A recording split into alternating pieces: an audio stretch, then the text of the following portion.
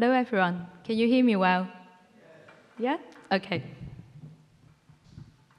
So I should make a really formal start now. Good evening, ladies and gentlemen. My name is Iris. I'm here to share with you the topic of 5 things you should do before the turn of a personal decade. So it's something about myself. As you know, I plan events, and I also come from Hong Kong. The first thing I think you should do is really to learn as many languages as you can. Why should we learn languages? Well, actually, it works a little bit like this. I am faced by the next decade, which is 30s. So in my case, I only have 3 months left before turning to the next decade, which is 30s. And, but then for university students, they will have 5 to 10 years to work on learning more languages and so on. And for me, I'm learning Danish, Spanish, and possibly another language, and I really look forward to that. And you might ask, why should we learn languages? Why bother? Languages are all about cultures.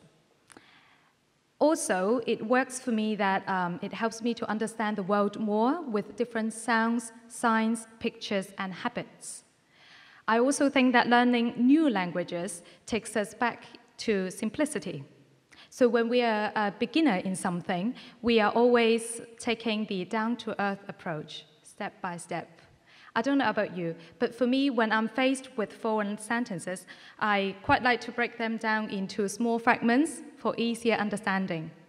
So once in a while, it's easier to understand sentence like, I don't like you, I hate you, rather than something like, I'd like to go for a walk with you, but I'm just a bit tired of this week.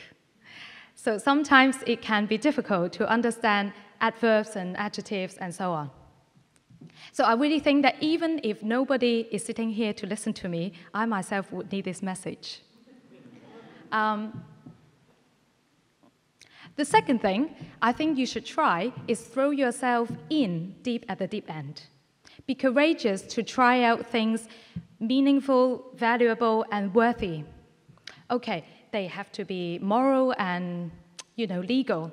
But then other than that,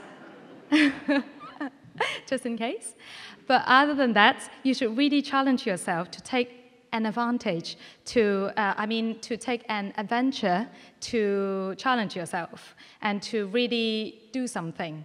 Be it physically, like signing up for Ironman, or mentally, like just saying positive words in all sentences, or even intellectually, applying for a PhD or like a scholarship in a prestigious school.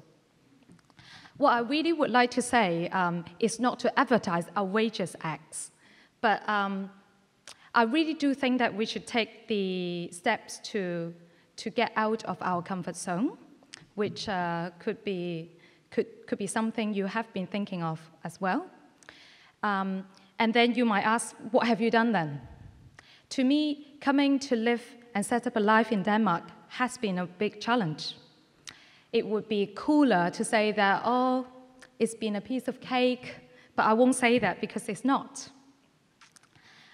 Coming from a bilingual background, it would have been quite easy for me to just live by with English and my mother tongue.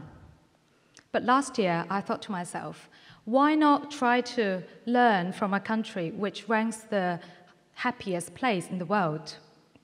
So here I arrived and found out that speaking in Danish is not the most difficult. But communicating in Danish while others try to talk back in English is challenging. Security can restrict our mindset and perhaps even our understanding of this world. After stepping out of comfort zone, I now don't take things for granted anymore in any way. And I can say that I treasure my comfort more after a hard day's work out in the adventure. Okay, apart from those 2 things, I really do think that it is very, very, very important to be an expert in your field. What I mean by field is something you are extremely good at or greatly fond of. Albert Einstein once said he believed that everyone is a genius. So why not show the world what you are made for? I know that naturally it takes us so much time to, think about what we are meant for.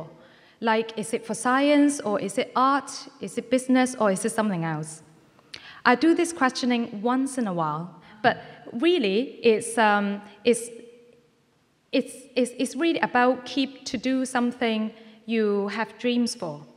The Oxford Dictionary defines it, an expert like this, is a person who is knowledgeable and skillful in a particular field. So what you know well counts. Is good, isn't it? The fourth thing of our action plan is reflect, reflect, and reflect. Okay, this might sound something like you would hear before New Year's Eve or something, but really it also applies to when we turn from one decade to another.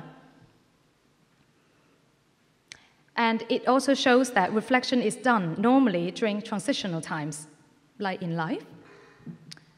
Do you like to think and reflect while waiting for the plane? I do that a lot, and I kind of like it.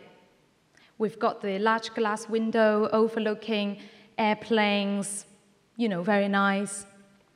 But then, of course, if you tell me that I kind of get to that point out of breath because of running, then perhaps you can relate more to the changing plane time or even the time sitting on the plane.